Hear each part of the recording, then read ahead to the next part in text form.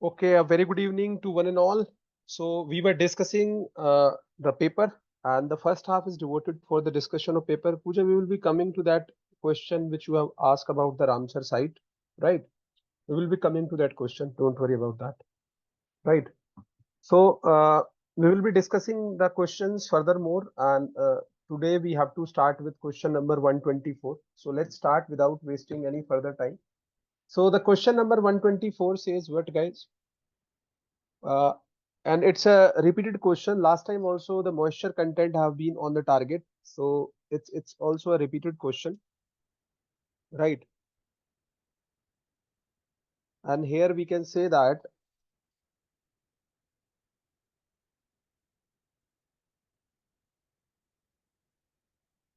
so it says arrange the following solid waste type in increasing order of their moisture content. Means we have to go around in increasing order of the moisture content of the waste which is given. So guys, one thing is for sure that paper will be having the least waste, and trash is basically nothing else but majority of the paper is there in the trash, right? Whenever you talk about the trash, basically it's a dry paper and etc., right? So trash will be having the least, and the animal waste will be having the maximum. We have discussed it's lot of number of time that the trash will be the least and the animal waste will be the most. जब हमारे mind में ये बात आएगी कि 100% trash मतलब paper है, तो उसमें मॉइस्चर कंटेंट मिनिमल होगा, और जो एनिमल सॉलिड्स है, ऑर्गेनिक वेस्ट है, उसमें 100% एनिमल एंड ह्यूमन टिश्यू है, तो उसमें आपका मैक्सिमम मॉइस्चर कंटेंट रहने वाला है, क्योंकि एनिमल सॉलिड में आपका एक्सक्रीटा एंड ऑल सब कुछ आ जाएगा। तो जहां से मुझे ये बात अश्योर हुई कि मेरा ए में मिनिमम होना चाहिए और डी में मैक्सिमम होना चाहिए, तो दैट थिंग अश्योर्ड मी कि I can neglect some of the option, or I can eliminate some of the options with quick, right, with quick references. तो जैसे मुझे पता चला कि मेरा A मिनिमम होने वाला है और D मैक्सिमम होने वाला है, तो we will be having elimination of these two choices. ये दोनों चॉइसेस हमारी हट जाएंगी, लेकिन अभी भी कंटिन्यूअस फाइट है फर्स्ट और थर्ड के बीच में। Let's have a look at the statements. So first say trash, 100% trash, quite obvious. It will be having the minimum moisture content or almost negligible. Then we will be having the rubbish 80%, garbage 20%. Here the things are quite good in order to like eliminate and choose, right? Then we have the refuse, which is having rubbish 50% and garbage 50%, and then we will be having animal solid and organic waste. ये तो मैंने बता ही दिया कि ये maximum होगा, and garbage rubbish 35%, garbage 65% by weight. So I have to see कि जो गार्बेज होता है, गार्बेज में जहां पे 65% बाय वेट है गार्बेज, उसको आप प्रायोरिटी देंगे, क्योंकि गार्बेज में 65 टू 75% मॉइस्चर कंटेंट होता है। तो अगर मैं इन तीनों को देखूं और यहाँ पे सिर्फ मैं गार्बेज को हाईलाइट कर लूं, ये वाला जो सेक्शन गार्बेज का है, ये वाला सेक्शन है और ये वाला सेक्शन है, तो 65% वाले में मॉइस्चर कंटेंट मैक्सिमम होगा आफ्टर द एनिमल सॉलिड। तो यहां से मुझे पता चल गया कि जो 65% गार्बेज विद बाय वेट है, वो एग्जैक्टली इमीडिएटली बाद में आएगा किसके, एनिमल सॉलिड के। तो यहाँ पे मेरी थर्ड चॉइस जो है, ये बेस्ट एंड बेस्ट चॉइस होगी, और उसके बाद आएगा 50% वाला और फिर आएगा 20% वाला। बस इस क्वेश्चन में ये लॉजिक था। तो वहां पे जब आप इसको चूज करने जाएंगे तो you will get the answer which is third. So third will be the correct answer for question number 124। किसी को कोई डाउट है 124 क्वेश्चन में? जल्दी बताइए फटाफट से। Third will be the correct answer. अगर किसी को कोई डाउट है they can raise the issue here itself, right? तो यहाँ पे मुझे पता चल गया कि सबसे मैक्सिमम मॉइस्चर कंटेंट मेरा डी में होता है, animal solid and organic waste में। उसके बाद मेरा मॉइस्चर कंटेंट डिपेंड करता है गार्बेज परसेंटेज पे। तो गार्बेज जिसमें 65% है एंटायरली, वो ज्यादा मॉइस्चर कंटेंट करेगा, तो फॉलोड बाय, समझ नहीं आया, मैं बता रहा हूँ आपको। देखिए यहाँ पे आपको ये देखना है कि आपको क्वेश्चन में क्या पूछा, arrange the following waste type in the increasing order of their moisture content. तो ये सबको बात पता होती है कि जो एनिमल वेस्ट है या एनिमल एक्सक्रीटा है, उसमें जो मॉइस्चर कंटेंट है 85 टू 90% के आसपास रहता है, तो वो तो मैक्सिमम है। तो ये आपको बात पता चल गई कि डी हमेशा मैक्सिमम होगा। तो डी अगर मैक्सिमम होगा तो इन दोनों चॉइसेस का कोई काम नहीं है, क्योंकि इनमें डी मैक्सिमम नहीं है, या तो 1 हो सकता है, 3 हो सकता है। फिर मुझे दूसरा ये पता चला कि जो पेपर है या ट्रैश है उसमें मिनिमम मॉइस्चर होता है, लास्ट टाइम भी आया था ये क्वेश्चन। तो ए मेरा मिनिमम है, तो अभी भी मुझे कुछ कंफ्यूजन है। अब कंफ्यूजन क्या है कि I have to decide on the basis of garbage, right. तो गार्बेज में जो परसेंटेज है, अगर जब हम कहते हैं प्योर गार्बेज जो है, ठीक है, तो गार्बेज की जब आप बात करते हैं तो गार्बेज में जो मॉइस्चर कंटेंट होता है ये फिक्स है। जो गार्बेज है आपका वेस्ट, उसमें 65 to 75% के आसपास मॉइस्चर कंटेंट होता है गाइस। तो यहाँ पे आपको गार्बेज को हाईलाइट कर लेना है, क्योंकि हर ऑप्शन में गार्बेज का परसेंटेज है, उसमें रबिश से कोई लेना देना नहीं है। तो गार्बेज जहां 65% होगा उसमें ज्यादा होगा, as compare to garbage 50% by weight, as compare to garbage 20% by weight. तो बस आपको ये पता है कि ई में ज्यादा मॉइस्चर कंटेंट है एज कंपेयर टू सी के, एज कंपेयर टू बी के। और सबसे मैक्सिमम किस में था, हमने आपको बताया डी में, और लीस्ट किस में था, ए में। तो अभी ऑर्डर आप चेक कर लो, D is greater than E is greater than C is greater than B is greater than A. तो करेक्ट ऑप्शन यहाँ पे आपका हो जाएगा थर्ड। क्लियर है प्रीति को, कोई डाउट है? जल्दी बताइए। Anyone having any doubt? Preeti को अब समझ में आया कैसे करना है? ये आपको वेस्ट में पढ़ाया गया है क्वेश्चन, और ये रिपीटेड क्वेश्चन है, लास्ट टाइम भी आया था दिसंबर 2023 में। प्रीति को क्लियर है? जल्दी बताइए। चलिए आगे चलते हैं। नेक्स्ट क्वेश्चन जो आपने पूछा, तो यहाँ पे आपको ये पता चल गया 124 इज थर्ड। अगला क्वेश्चन बड़ा अच्छा क्वेश्चन है और बहुत इजी क्वेश्चन है, डायरेक्ट आपकी बुकलेट में से आया, पहले भी बहुत बात हुई है इसके ऊपर। तो India is having 80 Ramsar site, which of the following Indian state has the most number of Ramsar site? तो पहली बात तो आपको ये पता होना चाहिए that Ramsar convention is the convention for the conservation of wetland. तो रामसर कन्वेंशन जो है, that convention basically stands for the conservation of wetland. ये हमने पढ़ाया है खूब आपको, जो वेटलैंड है हमारा बुकलेट 3 में, वहां पे हम ये पढ़ाते हैं रामसर जो आपका कन्वेंशन है, ठीक है। और टोटल ऑलमोस्ट, अब अगर आज की डेट में मैं बात करूं तो 82 साइट्स है Ramsar site, as per the data of 2024। 82 sites है रामसर साइट इंडिया में।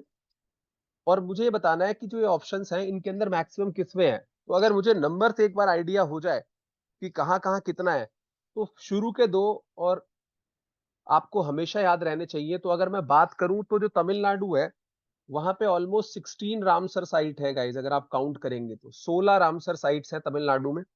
followed by second UP or Uttar Pradesh having 10 Ramsar sites. Then we have Karnataka, which is having 4 Ramsar sites, and then we have the West Bengal, which is having 2 Ramsar sites. तो total maxima आपको पता होना चाहिए, और maxima जो है तमिलनाडु में ही है। Most number of Ramsar site is in Tamil Nadu, which is 16।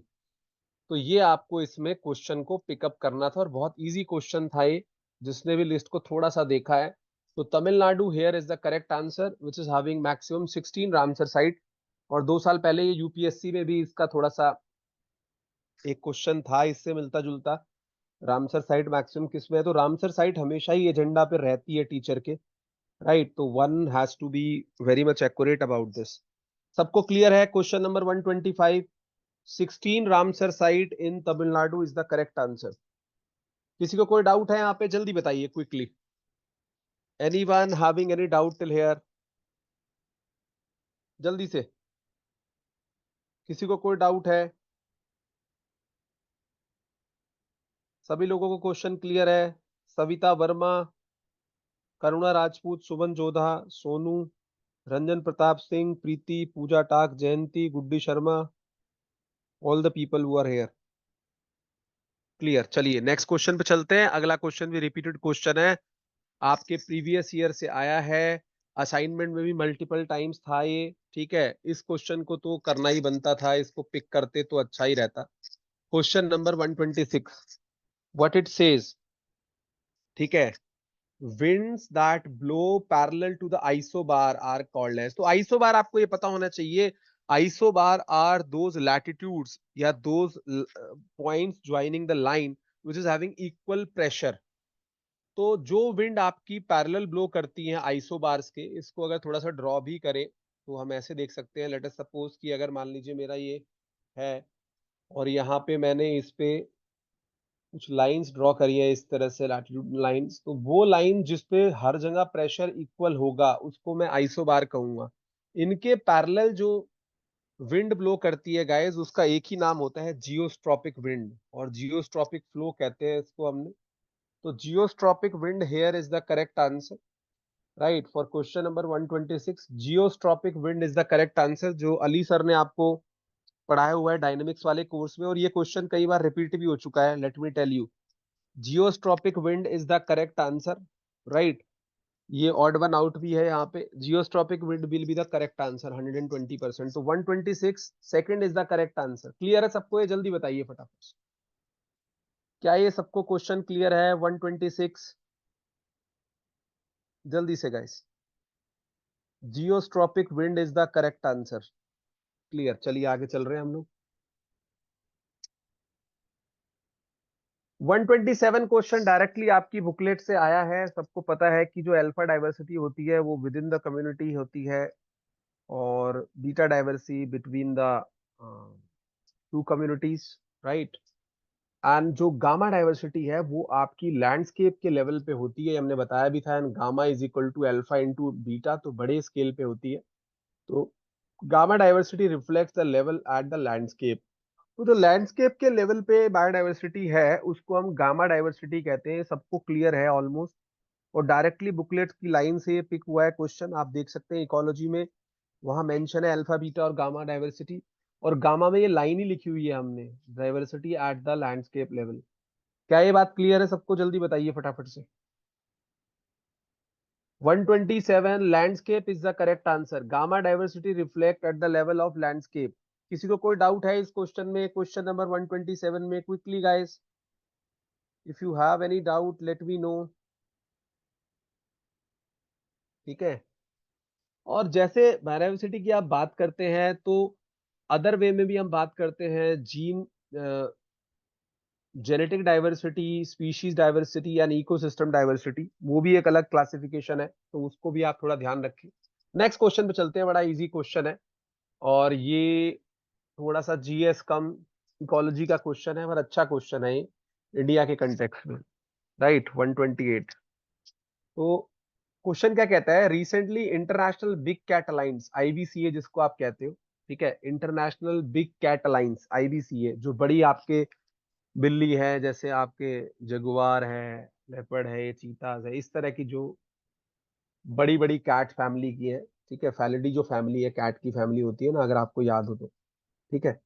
To curb the poaching in Asia was announce, कि भैया इनका शिकार ना हो, उसको खत्म करने के लिए which one of the following countries will have the headquarter of IBCA. तो इसका कहाँ पे ये इंटरनेशनल बिग कैट अलायंस का हेडक्वार्टर बनेगा? तो इसके बारे में छोटी सी इंफॉर्मेशन आपको ये पता होनी चाहिए गाइस, कि जो आपका आईबीसीए है, international big cat alliance, right, तो ये जो 2019 में जो आपके प्राइम मिनिस्टर मोदी जी हैं, उन्होंने इसका जो है इनॉग्रेशन किया था इस इवेंट का, और 150 करोड़ रुपीस एलोकेट किए थे इंडियन गवर्नमेंट ने। तो ये आपको बात ध्यान रखनी है कि जो हमारे प्राइम मिनिस्टर है उन्होंने 2019 में इस इनिशिएटिव का जिक्र किया था, और 150 करोड़ रुपीस का फंड इसके लिए एलोकेट किया गया है, राइट, है ना।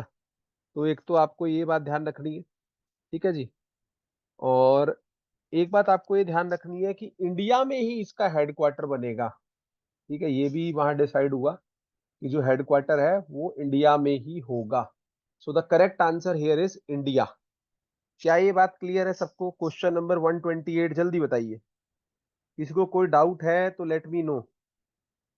क्वेश्चन नंबर 128 क्लियर है सबको? बताइए जी, बताइए। Question number 128, anyone having any issue? Detail जब हम सॉल्यूशन, आईबीसीए क्या करता है, जो इंटरनेशनल बिग कैट अलायंस है, वो ये मेक श्योर करता है कि ये जो बड़ी बड़ी हमारी बिल्लियां हैं, जैसे आपका चीता है, लेपर्ड है, जगुआर है, इनका कोई शिकार ना करें, ठीक है, एशियन रीजन में, ठीक है, ये करता है आईबीसीए। प्रीति को क्लियर है? प्रीति को ये बात क्लियर हुई कि इनके शिकार को रोकना है और इनको कंजर्व करना है?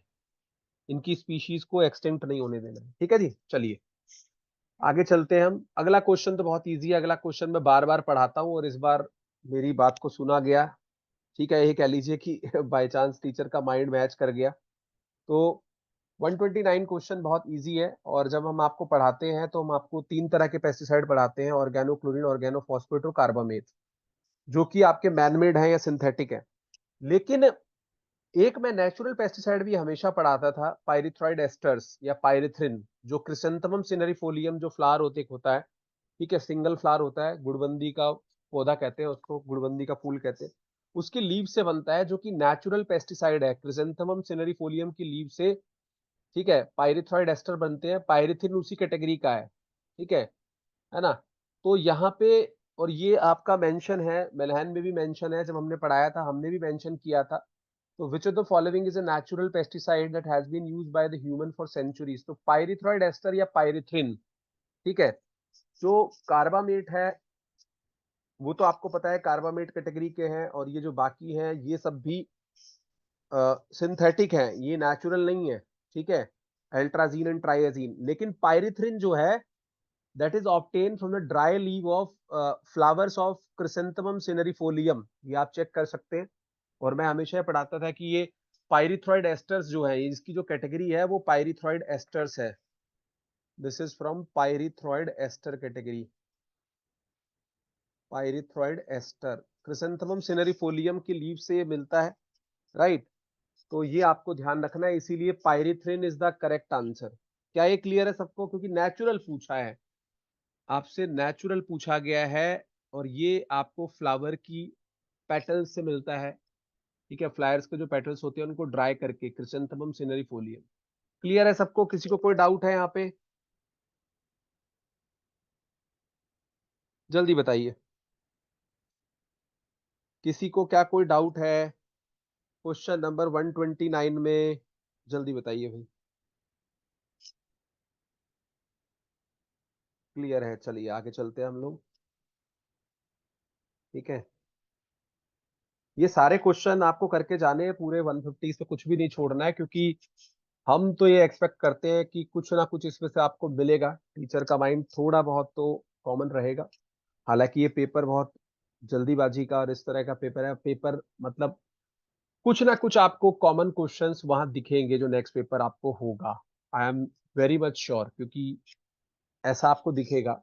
इसीलिए हम इसको डिस्कस कर रहे हैं for the beneficial of our student, right. ठीक है, चलिए आगे चलते हैं। क्वेश्चन नंबर 130 पे, प्योर ज्योग्राफी का क्वेश्चन है और डायरेक्टली आपकी ये सप्लीमेंट्री बुक से आया है, ठीक है। और ये आपको अली सर ने करवाया भी होगा डायनेमिक्स में। 130, doldrum is a zone of. तो गाइस जब आप डोल्ड्रम की बात करते हैं ना, तो जहां पे आपकी ITCZ होता है, इंटर ट्रॉपिकल कन्वर्जेंस जोन, ठीक है। तो जब आप ऑब्जर्व करते हैं उस रीजन को आप डोल्ड्रम रीजन कहते हैं, ठीक है, ये ध्यान रखिएगा। जो डोल्ड्रम्स हैं आपके, जब आप ग्लोब पे बात करते हैं, ठीक है ना, तो डोल्ड्रम जो है आपके इक्वेटोरियल रीजन होते हैं, ठीक है ना।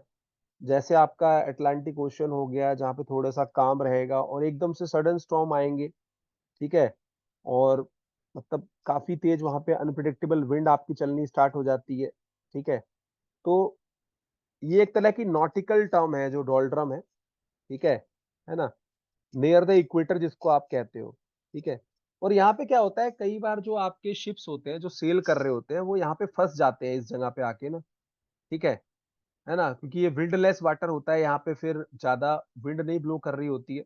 और जब इसको ऊपर से देखा गया तो ऐसा देखा गया कि ये जो इंटर ट्रॉपिकल कन्वर्जेंट जोन है आपका ITCZ, वही जगह थी ये जिसको आपने डोल्ड्रम का नाम दिया। तो ITCZ ही वो जगह है जो डोल्ड्रम है।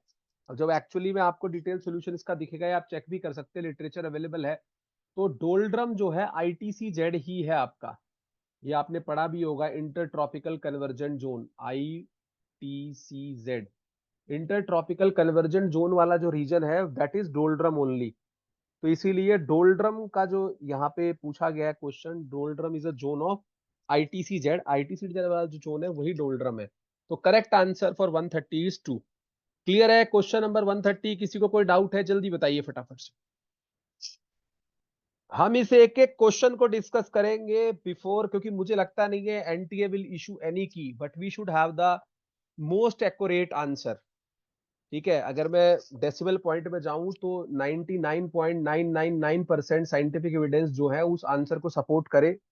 ठीक है बेटा, डोल्ड्रम आपके, देखो जैसे आपका ये ग्लोब है, ठीक है, मान लीजिए आपका ये ग्लोब है, ठीक है, तो इस पे जो इक्वेटर के पास ये जगह होती है, जब आप ऊपर से देखेंगे इसको, यहाँ पे क्या होता है, यहाँ पे जो आपकी विंड्स है वो आके कन्वर्ज भी होती है।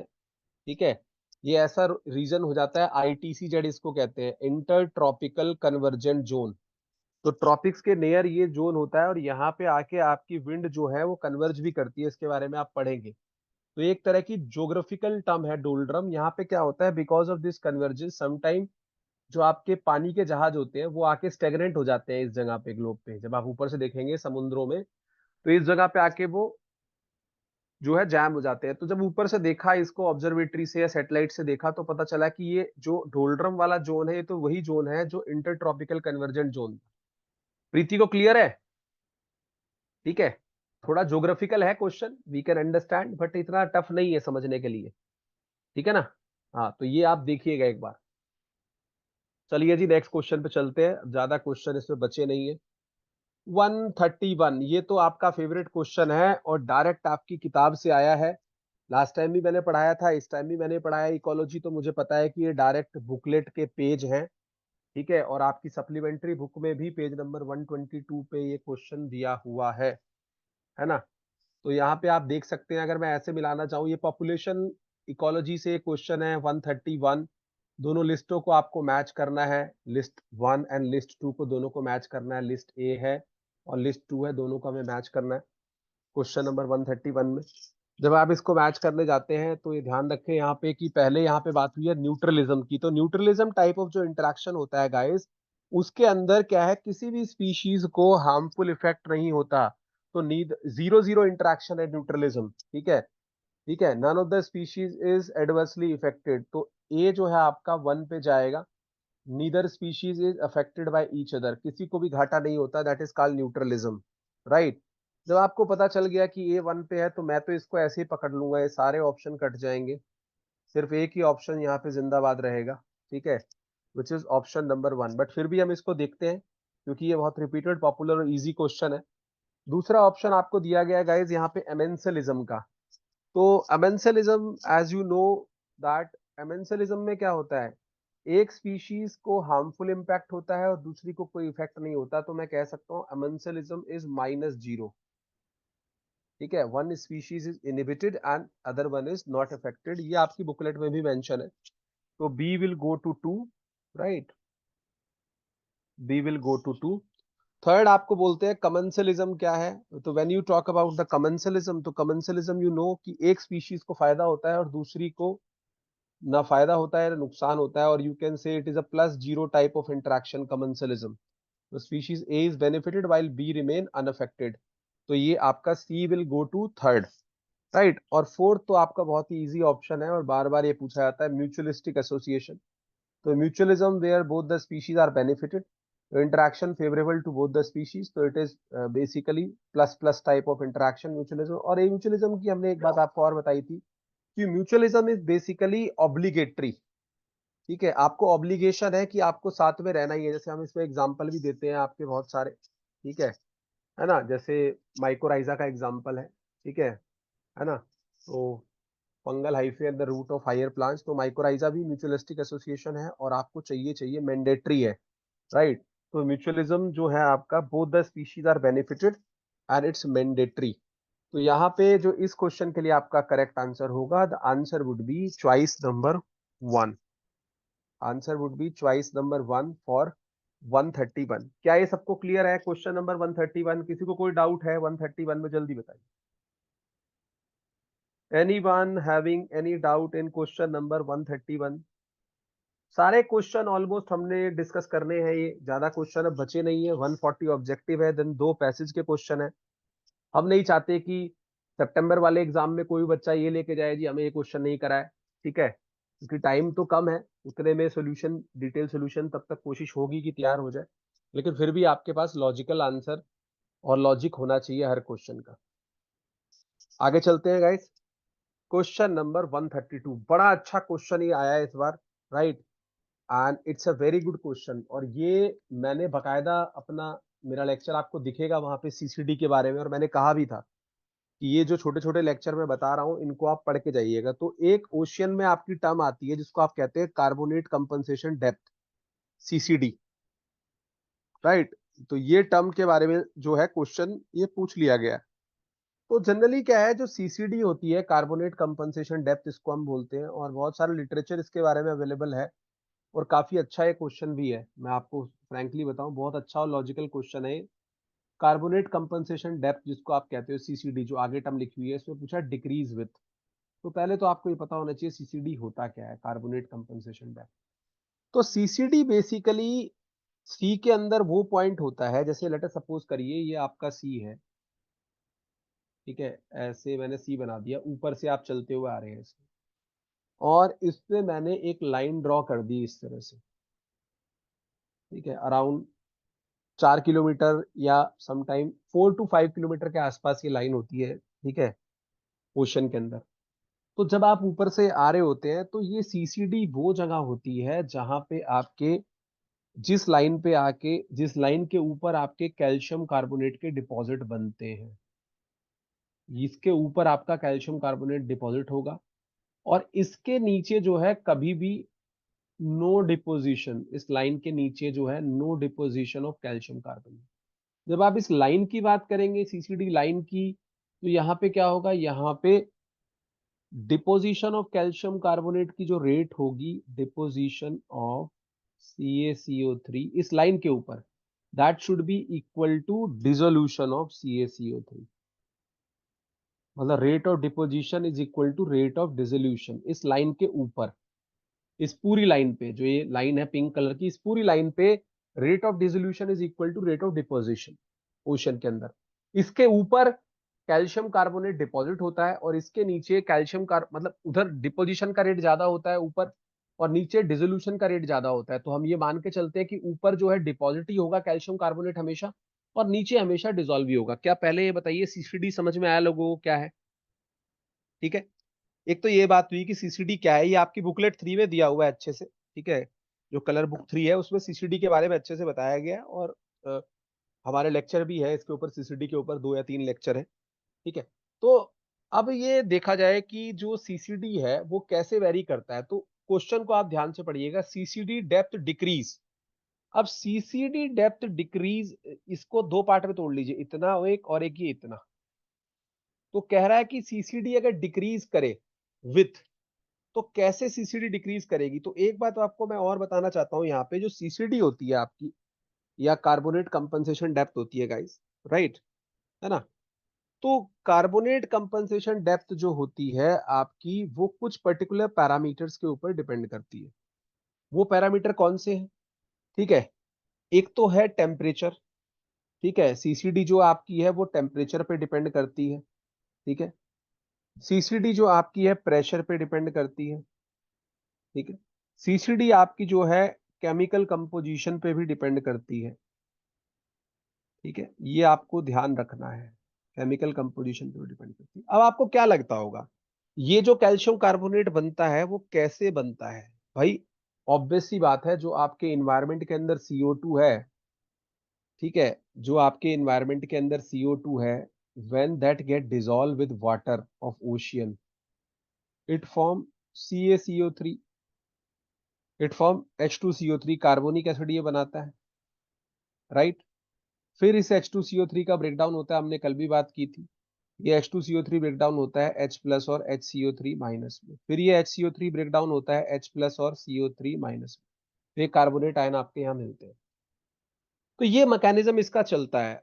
अब अगर आपका CO2 ज्यादा बढ़ जाएगा और ओशियन एसिडिफिकेशन ज्यादा होगा और डिसोल्यूशन ज्यादा होगा, डिसोल्यूशन अगर ज्यादा होगा, तो सीसीडी तो आपका डिक्रीज करना चालू हो जाएगा। क्यों?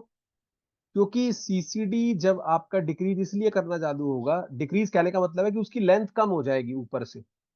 डिक्रीज कहने का मतलब ये है कि उसकी लेंथ कम हो जाएगी, मतलब यहां से जब हम मेजरमेंट कर रहे हैं तो उसकी लेंथ ये पिंक लाइन तक आने के बजाय ऊपर ही रह जाएगी। डिक्रीज कहने का मतलब ये है कि सीसीडी डिक्रीज, क्योंकि सीसीडी की डेप्थ कह रहा है, ठीक है ना। डिसोल्यूशन मतलब घुलना, डिसोल्यूशन मतलब घुलना, घुल जाना, ठीक है, डिसोल्यूशन। तो एक बात तो ये है। दूसरा, जब लोगों ने स्टडी करी तो उन्होंने पाया कि जैसे जैसे आपके लैटिट्यूड्स बढ़ते हैं, मतलब जब आप हायर लैटिट्यूड्स पे जाते हो तब भी आपकी सीसीडी कम हो जाती है उन एरिया में जो ओशियन है, तो वहां पे सीसीडी कम होती है। तो वन बाय वन हम स्टेटमेंट पढ़ते हैं। तो पहला स्टेटमेंट दिया हुआ है कि जो सीसीडी है आपकी, इट इंक्रीज जैसे जैसे आप लैटिट्यूड बढ़ाते हैं। लैटिट्यूड बढ़ाने का मतलब क्या है? लैटिट्यूड बढ़ाने का मतलब ये है ऐसे, जब आप ऐसे जाएंगे इक्वेटर से ऊपर की तरफ, लैटिट्यूड आपके बढ़ रहे हैं, ठीक है, नीचे जाएंगे तो घट रहे हैं। तो जैसे जैसे आपका लैटिट्यूड बढ़ता है वैसे वैसे आपकी सीसीडी कम होती है। ये बात तो बिल्कुल सही है, ये रिसर्च में भी प्रूवन है, लोगों ने इसको ऑब्जर्व भी किया है, ठीक है। लॉन्गिट्यूड का कोई भी सीसीडी के साथ रिलेशनशिप नहीं होता है, ये मैं आपको बता दूं, आप पढ़ के भी देख सकते हैं। लॉन्गिट्यूड का कोई इम्पैक्ट ही नहीं है, तो लॉन्गिट्यूड वाले पॉइंट को आप काट ही दें, ठीक है। तीसरा, जब आपकी CO2 ज्यादा कब डिसॉल्व होगी? जब आपका टेम्परेचर कम होगा, ठीक है, क्योंकि लो टेम्परेचर पे CO2 आपके ओशियनिक वाटर में ज्यादा डिसॉल्व होगी। लेकिन यहाँ पूछ रहा है उल्टा कि सीसीडी आपकी कम है, ठीक है। तो सीसीडी अगर मेरी कम है, मतलब ऊपर ही बन जा रही है, तो इसका मतलब क्या है कि सीसीडी अगर मेरी ऊपर बन जा रही है तो मेरा डिसोल्यूशन ज्यादा नहीं है, डिपोजिशन ज्यादा हो रहा है, नीचे तक मैं जा नहीं रहा, ठीक है। तो मेरा डिसोल्यूशन इसका मतलब ज्यादा नहीं है ना। तो इसका मतलब क्या है कि टेम्परेचर मेरा बढ़ रहा है, क्योंकि अगर टेम्परेचर कम होता तो CO2 ज्यादा डिसॉल्व होती, ठीक है। तो यहाँ पे जो चॉइस है आपकी डिक्रीज इन ओशन टेम्परेचर, ये तो गलत है। डिक्रीज इन ओशन टेम्परेचर के साथ सीसीडी की डेप्थ आपकी बढ़ती चली जाएगी, बहुत नीचे तक आपकी डिसॉल्व रहेगी कैल्शियम कार्बोनेट, राइट, है ना, और डिपॉजिट्स कम होंगे। लेकिन जो इंक्रीज इन टेम्परेचर है वो सही चीज है यहाँ पे, कि आपका इंक्रीज इन टेम्परेचर होगा अगर सीसीडी आपकी कम होती है तो, ठीक है। अगर सीसीडी आपकी कम हो रही है तो यू विल सी कि ओशन का टेम्परेचर जो है बढ़ रहा है उस जगह पे, क्योंकि ऊपर तो टेम्परेचर ज्यादा होता है ना, ठीक है। अच्छा भैया, आपने ये क्या, ये कथा कहानी नहीं पढ़ी है कि CO2 या कोई भी gas when dissolve in water that follows Henry's law? तो जितना टेम्परेचर लो होगा उतना ही ज्यादा डिसोल्यूशन होता है गैस का। ये आपने पढ़ा है, मैंने पढ़ाया हुआ है ये, प्रिया पाठक, अगर आपको याद आ रहा हो। At lower temperature gases have more solubility. हाँ, तो हम CO2 गैस की तो बात कर रहे हैं, वो बन किससे रहा है? कार्बोनेट। कौन बनवा रहा है उसको? CO2 गैस ही तो बनवा रही है, वो कार्बोनेट कोई पहाड़ से थोड़े आया है। कैल्शियम कार्बोनेट जो बन रहा है, भाई कैल्शियम कार्बोनेट जो बन रहा है वो CO2 गैस से ही तो बन रहा है, ठीक है ना। तो अगर टेम्परेचर ज्यादा होगा तो H2CO3 कम बनेगा, और H2CO3 ही कम बनेगा तो फिर काहे का कैल्शियम कार्बोनेट? भाई कैल्शियम कार्बोनेट में कार्बोनेट कंपोनेंट कौन दे रहा है? कार्बोनेट कंपोनेंट तो H2CO3 दे रहा है ना। हाँ, ठीक है, ठीक है ना, पाउडर नहीं देखना है वहां पे, ठीक है।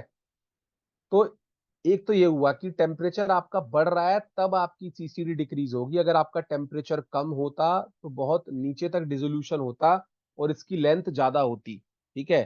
तो ये भी आपका स्टेटमेंट जो है करेक्ट है, डी। तीसरा, आपको ये भी क्वेश्चन कई बार आपको देखने को मिला है, इंक्रीज इन ओशियन एसिडिफिकेशन।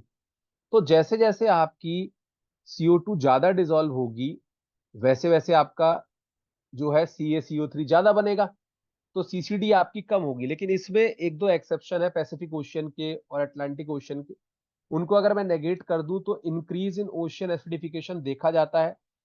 तब हम ये देखते हैं कि सीसीडी हमारी शैलो हो रही है या उसकी डेप्थ डिक्रीज कर रही है, तो ये स्टेटमेंट भी ठीक है। तो कुल मिला के यहाँ पे तीन स्टेटमेंट ठीक है, A, D और E। लेकिन क्योंकि मेरे पास दो चॉइस ऐसी है जो ठीक हो सकती है, तो मैं दोनों ऑप्शंस को ही करेक्ट लूंगा। मेरा ए डी और ई भी ठीक है, if you go like that, और मेरा ए और ई भी ठीक है, तो ये दोनों ही ऑप्शन जो है इसमें 2 and 4 वो करेक्ट होने की कैटेगरी में आएंगे। तो यहाँ पे दो ऑप्शन आपके करेक्ट है गाइस।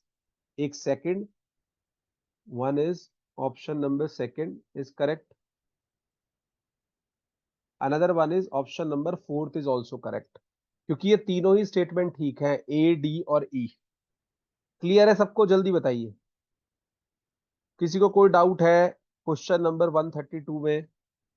जल्दी बताइए, क्योंकि मेरे तीनों ही स्टेटमेंट ठीक है और दो कॉम्बिनेशन है, एक में ए और ई है और एक में डी और ई है, तो आई विल मार्क बोथ। ठीक है, तो ध्यान रखिएगा, अच्छा क्वेश्चन है सीसीडी से, और इसका लिटरेचर मैं आपको दे सकता हूँ, लिटरेचर इसका है हमारे पास, जो सपोर्टिंग डॉक्यूमेंट्स हमने तैयार किए हैं। ठीक है, तो उसमें कोई इशू नहीं है, बट आंसर इसका जो है बोथ होगा, and we can choose both the answer as a correct answer, right. चलिए अगले क्वेश्चन पे चलते हैं। अगला क्वेश्चन भी आसान क्वेश्चन है, कुछ टफनेस है नहीं अगले क्वेश्चन में, बहुत इजी क्वेश्चन है, और ये बायोडाइवर्सिटी से आपका सीधा क्वेश्चन आया है, राइट। और बड़ा आसान क्वेश्चन है, इसको मतलब आप इजीली ग्रैप कर सकते हैं। देखिए क्या कहता है क्वेश्चन नंबर 133।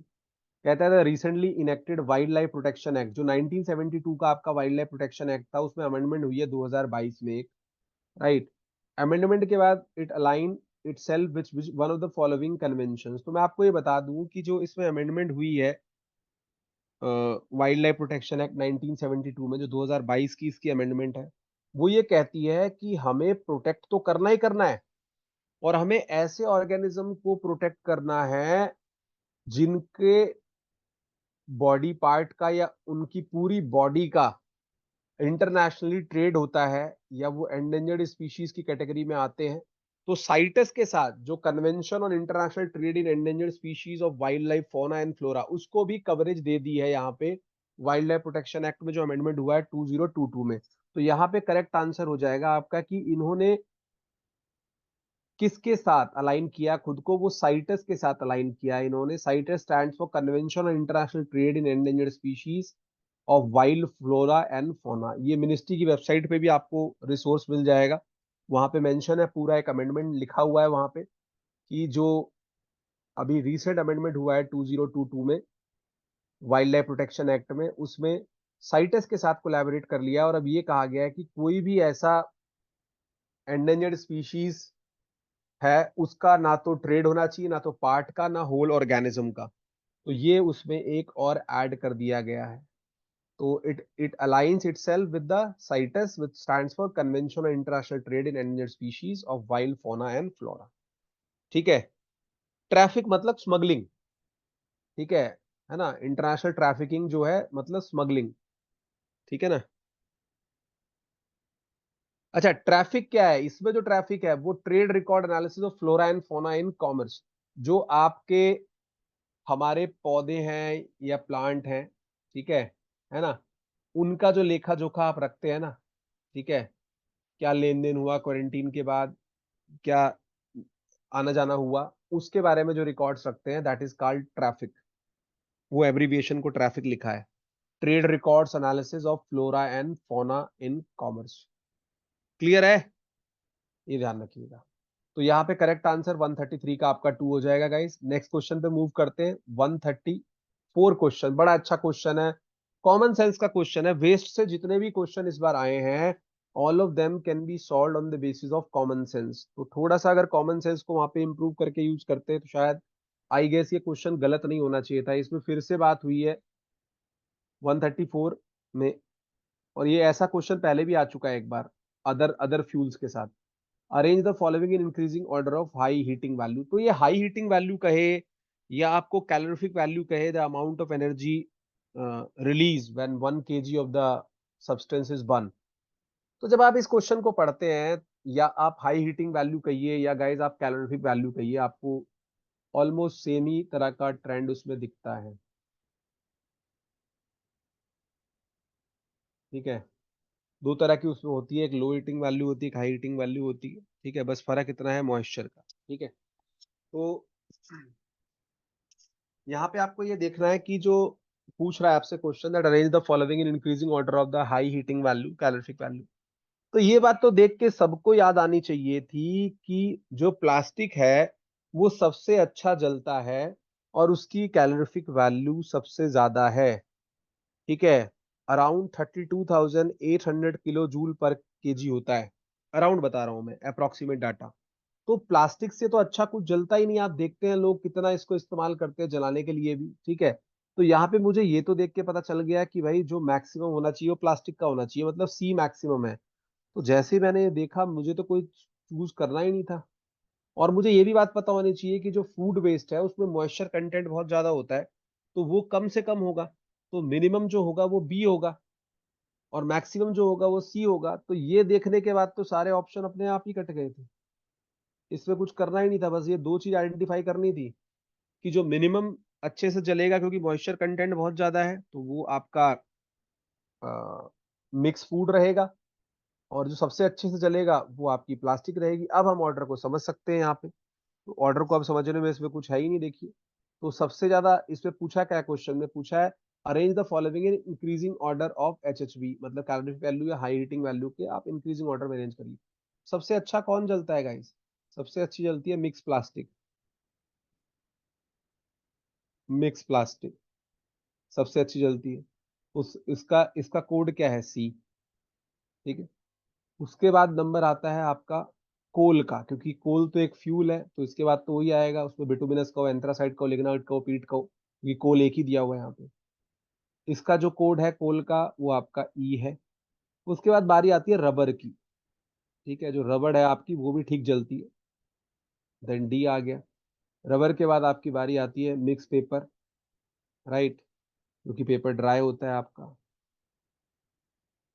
है ना। उसके बाद ए आ गया और लास्ट में आपका आ गया food waste, which is B. तो करेक्ट आंसर यहाँ पे आपका थर्ड हो जाएगा। बहुत सिंपल क्वेश्चन था ये। इस तरह का क्वेश्चन पहले भी आ चुका है, रिपीट हो चुका है अलग अलग सब्सटेंसेस के साथ। बस थोड़ी सी कॉमन सेंस यहाँ पे यूज करनी थी। Correct answer would be third, so 134 correct answer would be third. C का जो है मैक्सिमम होगा प्लास्टिक का और फूड वेस्ट का मिनिमम होगा। क्या ये क्वेश्चन क्लियर है? 134 सबको जल्दी बताइए फटाफट। क्वेश्चन नंबर 134 सबको क्लियर है?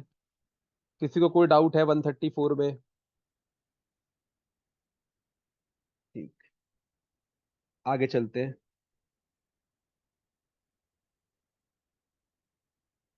क्लियर है, चलिए। अब चलते हैं हम क्वेश्चन नंबर 135 की तरफ। ठीक है ना। क्वेश्चन नंबर 135,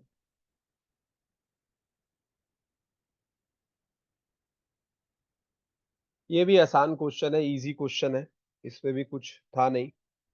ठीक है, तो 135 क्वेश्चन भी गाइज आपका बहुत इजी क्वेश्चन है, इसमें मतलब कुछ भी ऐसा सुपर स्पेशल नहीं था इस क्वेश्चन के अंदर। और कल मैंने ये क्वेश्चन करवाया भी था क्लास में जब मैं स्ट्रक्चर ऑफ एटमॉस्फेयर पढ़ा रहा था। बट फिर भी हमें इसको क्रॉस आइडेंटिफाई करना है और क्रॉस चेक करना है, तो हम फटाफट से इसको कर देते हैं।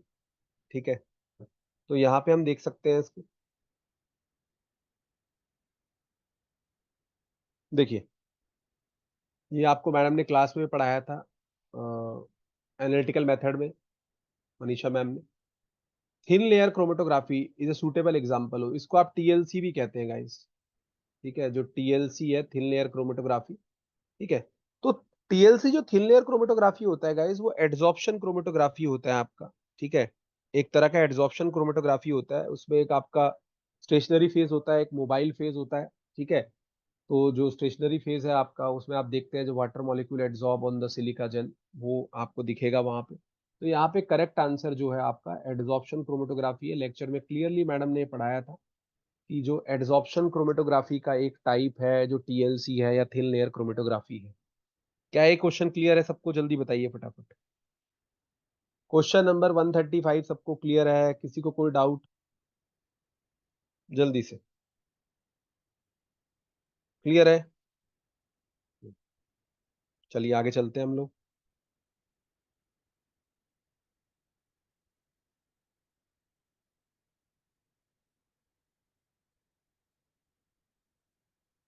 चलिए नेक्स्ट क्वेश्चन पे चलते हैं, 136 क्वेश्चन पे guys.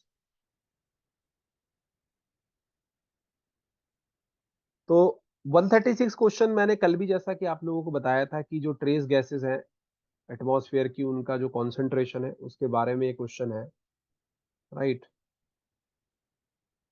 So when we say question number 136, it says arrange the following gases in increasing lower to higher order of the mixing ratio percentage in the atmosphere. तो कितनी परसेंटेज कॉन्सेंट्रेशन है उसको आपको arrange करना है। तो मैं वन बाय वन लिखता चला जाता हूं जो आपकी एटमॉस्फेयर में इनकी कॉन्सेंट्रेशन है। आपको आंसर खुद ही यहाँ पे याद आ जाएगा। ठीक है, देखिए फटाफट से। सबसे ज्यादा तो वैसे आपकी आर्गन होती है, पर आर्गन यहाँ पे दी नहीं हुई है। आर्गन को मैं नहीं इसीलिए कंसिडर कर रहा हूँ, जो यहाँ दिए हुए हैं मैं उन्हीं की कॉन्सेंट्रेशन लिखूंगा आपकी खाली। तो जब आप बात करते हैं गाइस हीलियम की, तो हीलियम आपका रहता है गाइस 0.005%। चेक कर सकते हैं, कल पीपीटी जो दी थी उसमें डाटा अवेलेबल है आपका सारा। जब हम बात करते हैं हाइड्रोजन की, ठीक है, तो हाइड्रोजन आपकी काफी कम होती है, 0.1, तो इतना परसेंट। ठीक है, 4 जीरोस के बाद। फिर आप बात करते हैं क्रिप्टॉन की, तो क्रिप्टॉन आपका होता है 0.0001%। जब आप बात करते हैं नियॉन की, तो नियॉन इज 0.002%, राइट। और जब आप बात करते हैं जिनॉन की इन द लास्ट, इट्स 0.00009। ये इनका परसेंटेज रेशियो है गाइस। जब आप इसको अरेंज करेंगे, क्योंकि हमें बोला गया है लोअर टू हाइयर में जाना है, तो लोअर टू हाइयर में जाना है, तो ये बात तो मुझे पता है कि नियॉन का मैक्सिमम है, राइट। तो जब मुझे पता चल गया कि नियॉन का मैक्सिमम है 0.02%, तो मेरे बाकी के ऑप्शन तो कट जाएंगे। ये ऑप्शन मेरा कैंसिल आउट हो गया, ये ऑप्शन मेरा कैंसिल आउट। दो ऑप्शन में फाइट रह गई यहाँ पे, ठीक है। और वो भी सिर्फ बी और सी में फाइट है। तो जब आप इसको अरेंज करेंगे इस तरह से, तो आपको यहाँ पे करेक्ट आंसर मिलेगा guys, second. Second is the correct answer, right.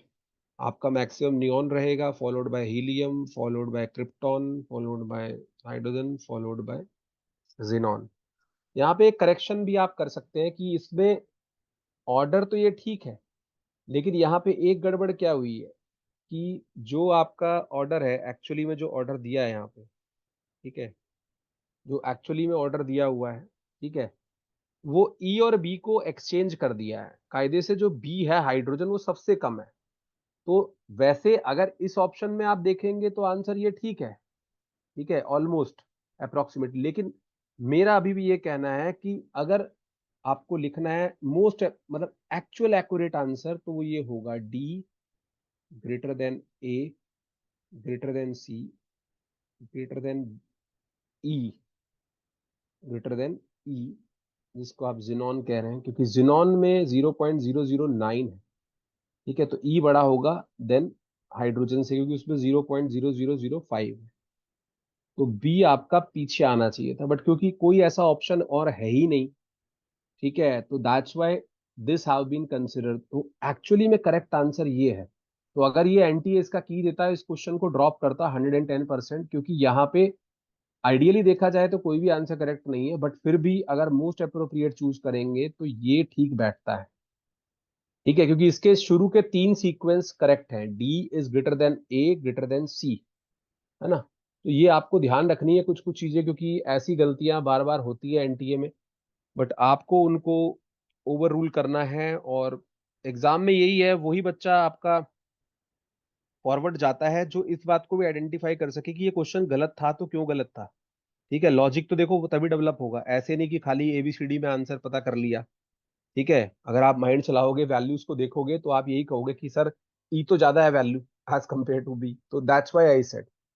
I guess 136 question सबको क्लियर है। द करेक्ट आंसर इज, जो मैंने लिखा आपका, second as per the options, but the B और ई के प्लेस को आपको एक्सचेंज करना पड़ेगा। ई की जगह बी आएगा और बी की जगह ई आएगा। तो करेक्ट आंसर 136 का आपका सेकंड हो जाएगा। क्या ये क्लियर है सबको? चलिए अगले क्वेश्चन पे चलते हैं, 137 पे। ठीक है,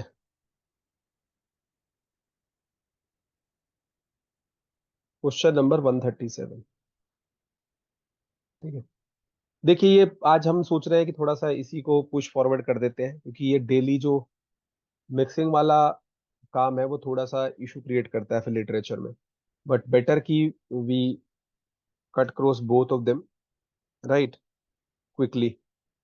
उसके बाद सिर्फ हमारे पास पैसेज के क्वेश्चन रह जाएंगे डिस्कशन के लिए, तो ज्यादा बेटर रहेगा, राइट।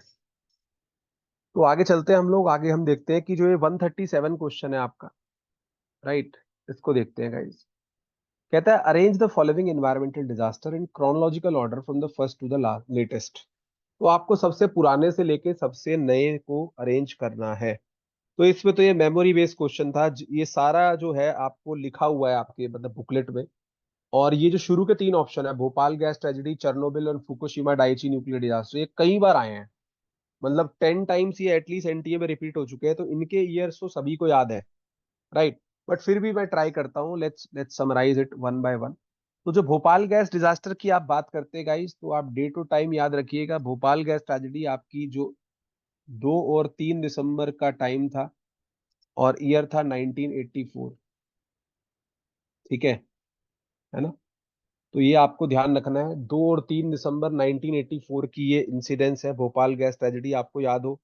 यूनियन कार्बाइड की फैक्ट्री थी, मिथाइल आइसोसाइनाइड वो गैस थी, और इसको ऐसा बोला जाता है कि ये इतना बड़ा इंसिडेंट था इंडिया के हिस्ट्री में कि इसने पूरे इंडिया में ये लोगों को सोचने में मजबूर कर दिया कि इन्वायरमेंट में इतना बड़ा डिजास्टर भी हो सकता है। And immediately after that the environmental protection law came into the action.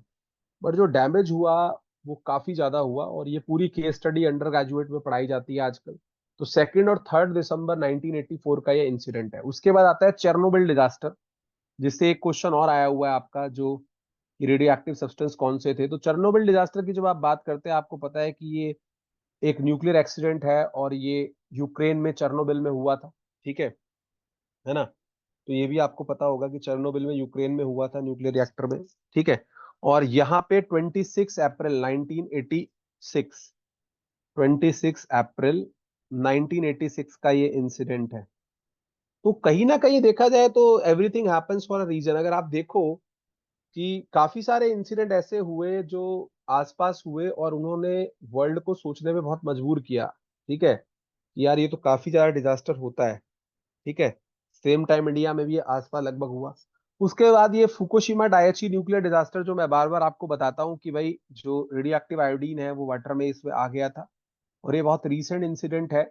2011 का ये इंसिडेंट है, ये आपको लिखा हुआ मिलेगा वहां पे, है ना। 11 मार्च 2011 की ये इंसिडेंट है।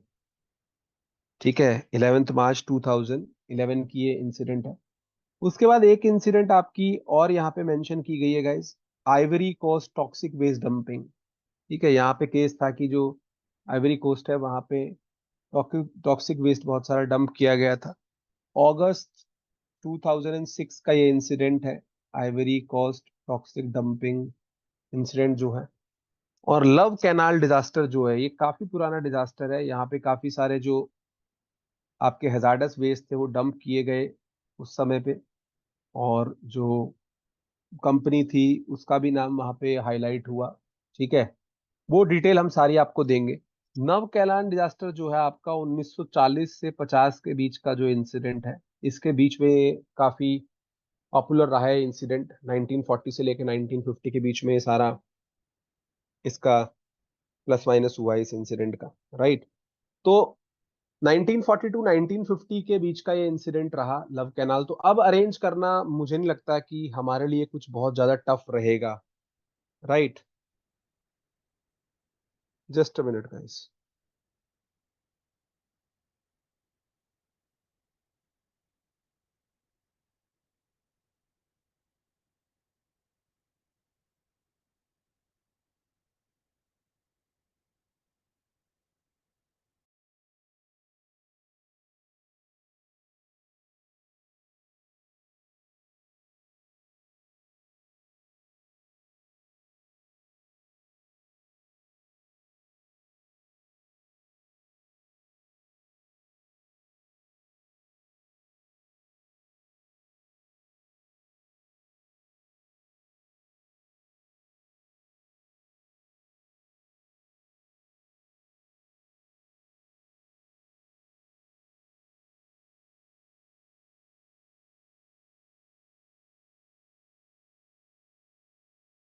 चलिए, so now we can very well arrange this sequence from chronological order from the first to the last. तो सबसे पहले अगर मैं कहूंगा तो 1940 से 50 वाला जो इवेंट है वो सबसे पहले आएगा। तो ई सबसे पहले आना चाहिए कायदे से। तो E should be the first. अगर E should be the first then these two option should not be in the sight. इनको तो आप हटा दीजिए। ई सबसे पहला है। और ई के बाद आप देख रहे हैं 1940 से 50 के बाद सीधा बारी आती है 1984 की। उसके बाद ए आएगा। तो उसके बाद अगर ए आना है तो करेक्ट आंसर आपका थर्ड हो जाएगा। ई आपका आ गया Love Canal disaster 1940 to 1950। A आपका आ गया Bhopal gas tragedy 1984, Chernobyl 1986। Then we have Ivory Coast toxic waste dumping 2006। And then we have the Fukushima Daiichi nuclear disaster which is 2011। तो the correct answer for question number 137 is third. Clear है सबको? कोई doubt किसी को 137 में? जल्दी बताइए। ये क्वेश्चन डिस्कस होने बहुत जरूरी है क्योंकि what I feel there will be good number of question directly from this paper, right? ठीक है, क्योंकि चीजें ऑलमोस्ट उसी थीम पे चल रही हैं।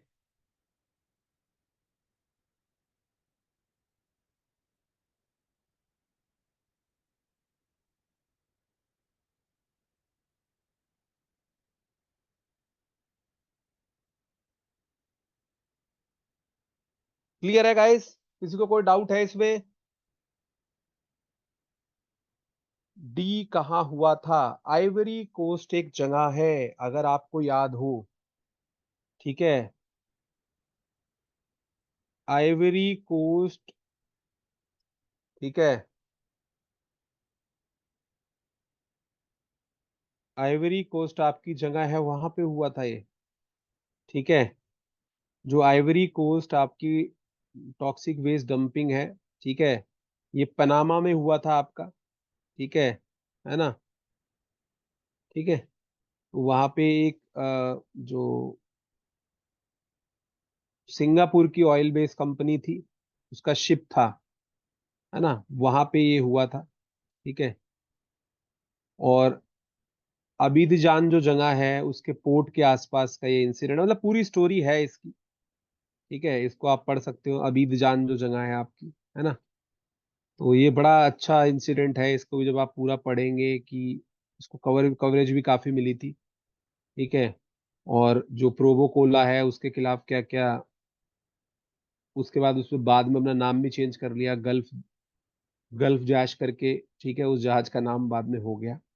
ठीक है, और कैसे कैसे इंसिडेंट हुआ ये पूरा आप पढ़ सकते हैं, but as such at present मुझे नहीं लगता रिक्वायरमेंट है।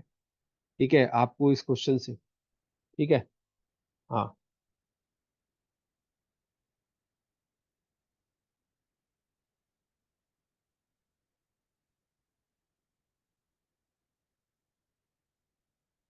ये जो पनामा है सेंट्रल अमेरिका में है जी आपका। अगर आपको याद आ रहा हो, पनामा जो है वो सेंट्रल अमेरिका में है। ठीक है, सेंट्रल और साउथ अमेरिका आप कह सकते हो। पनामा कैनाल है पूरा, यहाँ से बहुत सारे शिप होके जाते हैं, अगर आपको याद हो, बहुत सारे शिप यहाँ से होके जाते हैं। ठीक है, पनामा कैनाल जो है आपका, ये साउथ अमेरिका और सेंट्रल अमेरिका का लिंकिंग पॉइंट है। आप इसको देख सकते हैं आराम से, कोई ऐसी डिटेलिंग आपको मिल जाएगी वहां। ठीक है, तो correct answer for 137 is third, ये ध्यान रखिएगा। एक इसको थोड़ा सा हम आज कर ही देते हैं, ज्यादा बेटर रहेगा हमारे लिए।